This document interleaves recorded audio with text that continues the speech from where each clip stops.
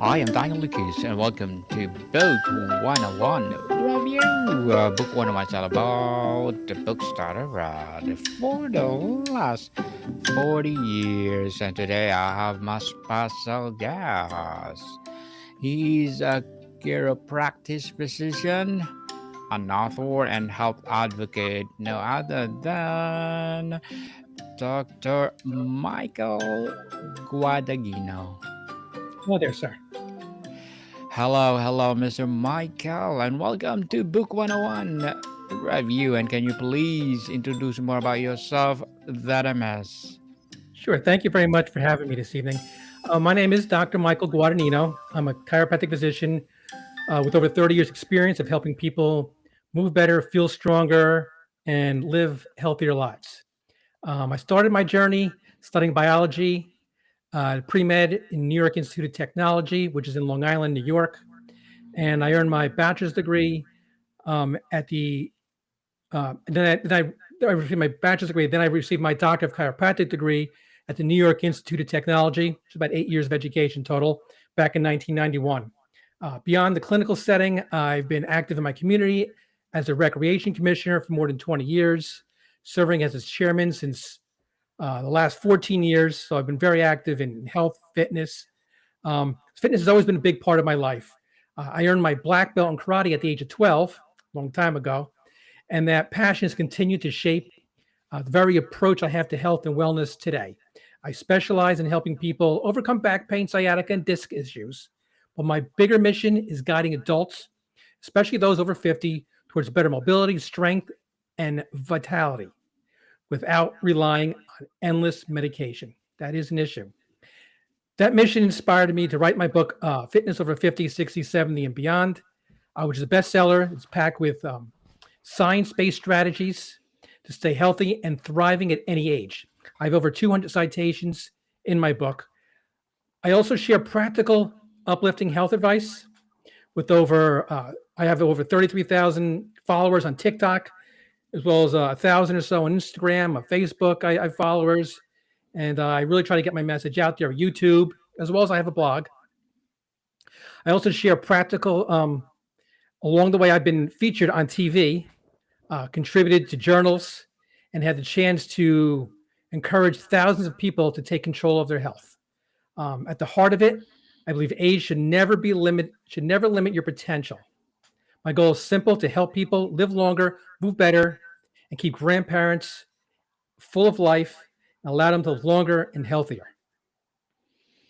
Mr. Michael Guadagnino, thank you so much for sharing your knowledge and wisdom to the world. Hoping for Thank you. more and more empowering books like this to come. So tell us, your book title embraces ages 50, 60, 70, and beyond. What is the most important mindset shift someone needs to make when they first pick up your book, especially if they feel it's too late to start? It's never too late. My book allows those, I'm focusing on my age bracket, Gen Xers and baby boomers. Um, when you cross that 50 threshold, a lot of times people think it's time to slow down. And to a point, you want to slow down. People don't want to work as hard as they once did. It's something you want to retire. You want to enjoy time with maybe your kids, grandkids, but you want to stay healthy. And with that slowing down process, sometimes it becomes a physical slowdown where people lose mobility. They start to not really take care of themselves in the same fashion, but they can. And my book is to really tell people you can be healthy, you can be fit. And I use some positive stories and stories about people who are well known as well as people who are not well known, and try to use those examples to show that yes, you can be healthy as you age. And there's no reason to give in and live a life on medicine and just kind of fall to the wayside. You can live and be strong and healthy and add years to your life and life to your years. How do you define fitness for these stages of life? Is it less about aesthetics or more about functionality, freedom, and joy? That's a great question, and it's mostly about functionality. It's mostly about mobility, flexibility, the ability to move, the ability. Because one thing we see when people age, they have a tendency to kind of get that forward posture that comes with a lack of motion, a lack of movement. We want people to move, and as you come forward, your lungs don't expand as much. Your body is the blood flow isn't as steady and as strong. You want that functionality. You want that mobility, and aesthetics. A lot of times is a byproduct of it. But the focus, if you just focus on that, on your body's mobility, eating right, supplement when necessary, exercise, positive state of mind, uh, you could make a big difference completely. Make the big difference for sure. So, what is the biggest misconception about aging and the physical capability that you aim to shatter with this book? Surrendering to age. Just because you age is a number, it does not mean you have to surrender and feel that that means you time to start to shut down. We all have a genetic makeup. Some of us have the ability, the genetic makeup to maybe live to 100. Some it may not be. But within that period of time, whatever time we're on this earth, on this planet, we would like to live our fullest. I talk about it in the book. I have a lot of scientific evidence of exercise and how exercise can help prevent cancer.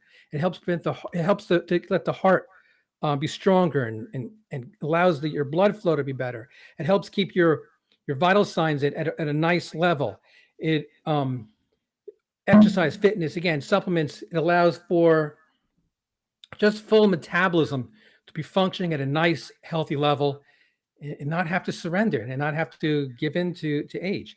I might in my book I talk about some people. One famous person I talk about is well, it's not she's not so famous. Her name is Joan Campbell. Now she didn't start exercising until she was 59 years old. And when she was 59 years old, she began to slowly exercise and she enjoyed swimming. And as she began to swim, she became competitive at it. And then at 93 years old, she's swimming full length Olympic size pools at 93 years old. So it can be done. Positive thought and not to surrender to age. And Dr. Michael, beyond the physical benefits, what are the most profound impact on mental clarity, mood, and overall life satisfaction that readers can export from adopting your approach? Healthy eating allows for more clarity. Supplement when necessary. And I say when necessary, a lot of the food we eat today is stripped of a lot, especially in the United States, stripped of a lot of its nutrition.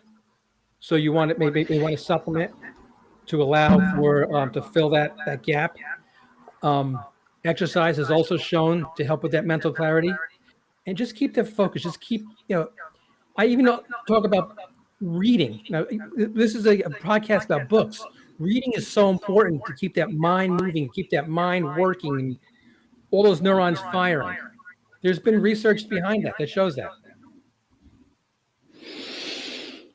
Interesting indeed, Dr. Michael. And what a personal what was the personal catalyst that inspired you to write a book specifically focused on fitness for the 50 plus demographic? Another great question. I'll tell you exactly when this happened. It happened during the pandemic. Studies showed that people over 50 who were not in shape, who were overweight, had worse outcomes from COVID. And that the better condition you were, the better your weight was, the better your exercise, the more aerobic type exercise you did, the outcomes were so much better, which showed that it could, you can catch this horrible virus that was, so deadly. But the better condition you were in at the later ages, the better your outcomes were, the better your survival rate was, the better your immune system functioned.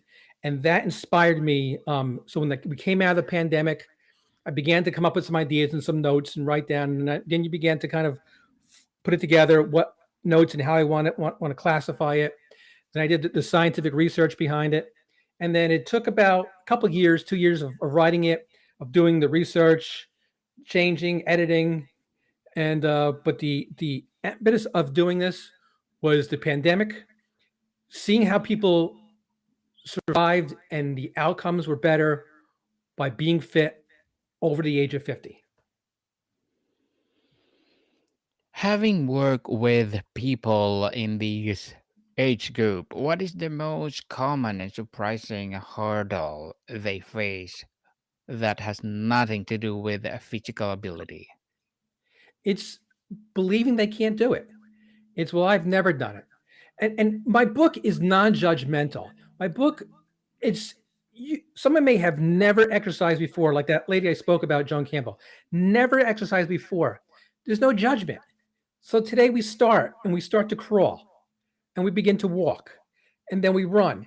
It can be done, but a lot of it is just that block. People feel, oh, well, I've never done it. I can't do it. I'm achy when I wake up in the morning. Um, just that it's just kind of like that negative mindset, and it's trying to get people to think more positively that it can be done. And we start with small goals. What is your goal today? What is your goal for the week? What is your goal for the month? What is your goal for the year? And slowly, and if you just make these small changes every day, just very small, and over a period of time, you start to see you're reaching these goals. You're achieving things that you didn't think you could achieve.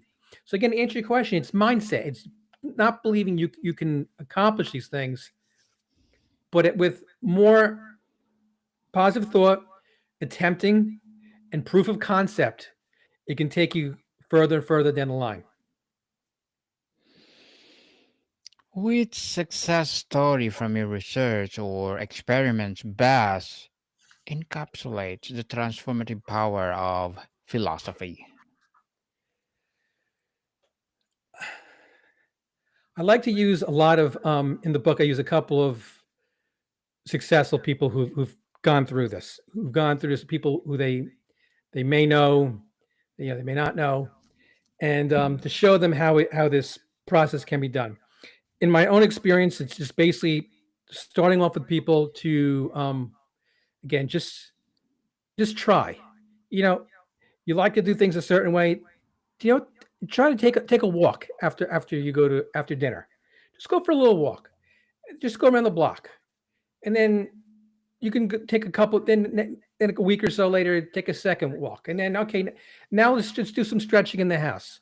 Now do some stretching with a little bit of weights, and that kind of alone experimentation is positive, and you start to see that so many people will start this. I've actually had some people who said, "Oh, I'll start it. I take the book's been out since March," and then I'll run into them. They'll say, "Oh, I've been taking this advice. I've been doing this. My wife and I have started this. We're on our way. Or we're walking more. We're sleeping better."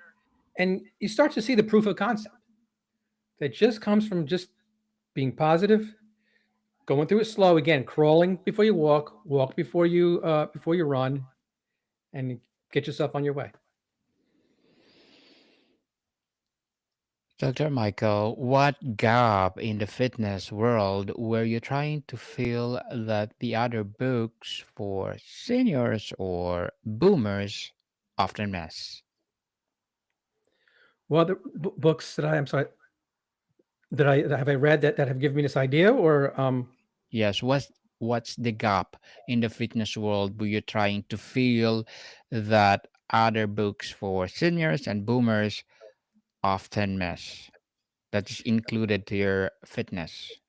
there's a lot out there where it's, again, my book is non-judgmental, where it's almost berating people and trying to take that military approach, calling people names. Got to get yourself moving, and that's not, to me, that just turns people off. So after reading a lot of different books and a lot of different just blogs and ideas that are out there, and seeing what happened during the pandemic, I felt it was important to present it in a way that's easy for people to understand, comfortable for them to accept into their lives, and in a positive way begin the process.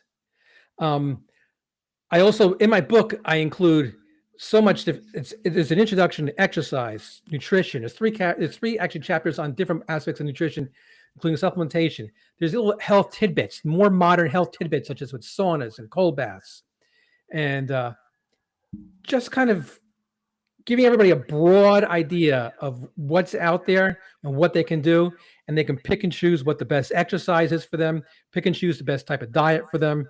I talk about the vegan diet and I talk about a keto diet. There are two different opposite ends of the spectrum, but for some people, one might be better than the other. So I don't try to tell people, and again, in a berating militarist type way, if this is what you have to do, you're this, you're that. I say, here it is. Here's all the different options. What fits your lifestyle? What fits your ideas, your morality, your ethics? And please give it a shot. Try it. See what happens.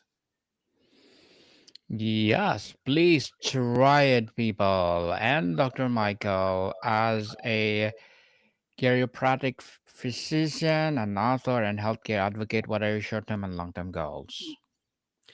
Short-term goals are to just get the word out. I appreciate being on a podcast like this. I've been doing book signings and podcasts and just trying to get my word out. Long term, change the world and people to be healthy, not have to live their lives on medications.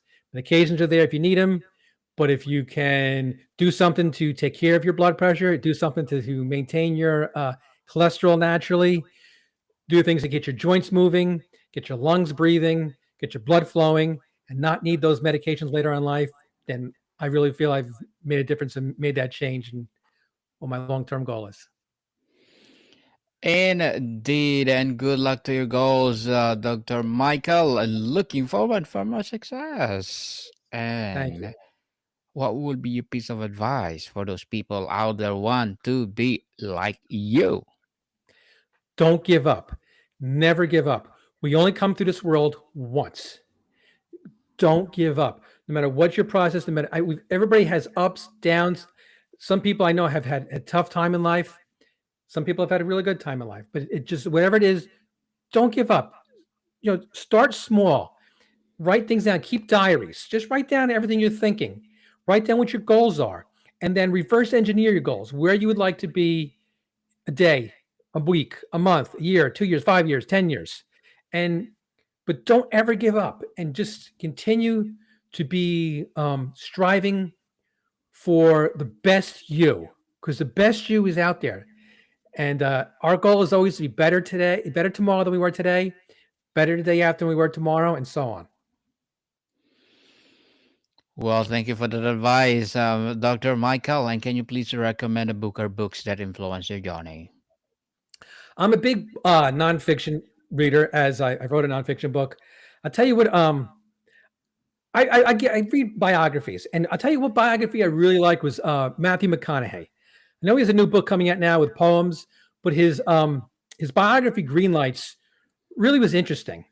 He talked about how he was how he came out in Texas, his life, how he went for 4 years and went to Australia and went and traveled, and how it brought him into when he went to college and he became an actor.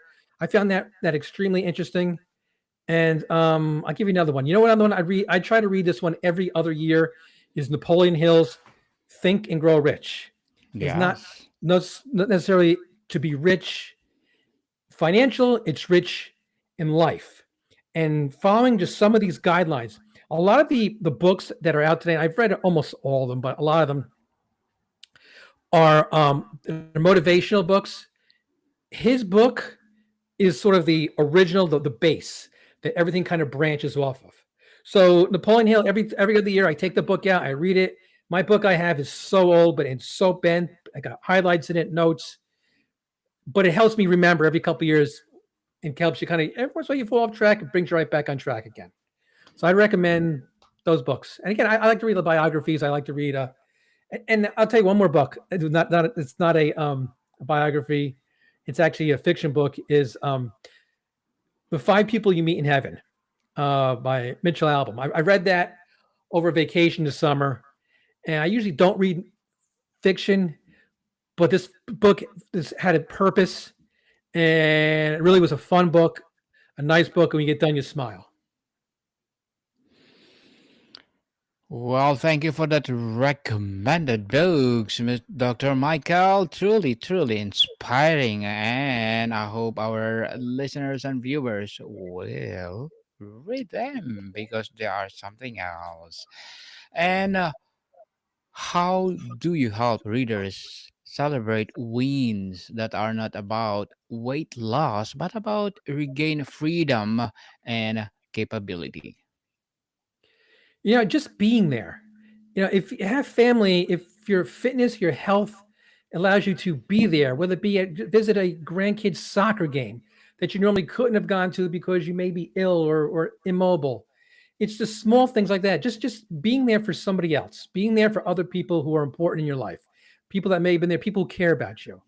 A lot of what you talk about being fit and being healthy is it's selfishness, more or less, because you want yourself to be pain free, but you're also there. There are other people who care about you. I mean, in the book, I just talked about the five people we meet in heaven. Everybody has a connection to other people, and taking care and being healthy for yourself, you are being there and being healthy and connecting for someone else. I mean, if you left the earth today, or if I left the earth today, there are a lot of people around us that would feel that loss. So by taking care of ourselves in our selfish way, we're also helping people in a non-selfish way because they want us around. And the more we could be for them, more we could be for other people. That's a win.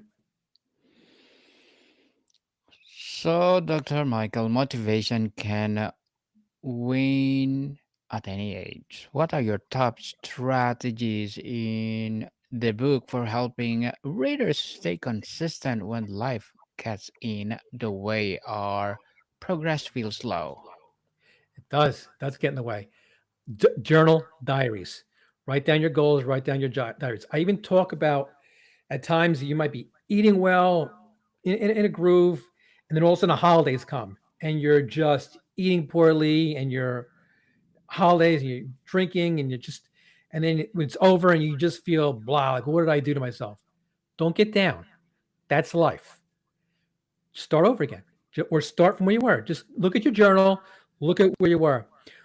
I tell people in their journal, when you're having these really great ideas, when you're really feeling good about yourself and you have some motivation, write those things down, because when you're feeling low, go back and read that again. Remember how you felt. Put down your feelings so you can bring that back into your life. We're human. We have ups and downs. We have a chemistry, a hormonal levels are going to go up and down.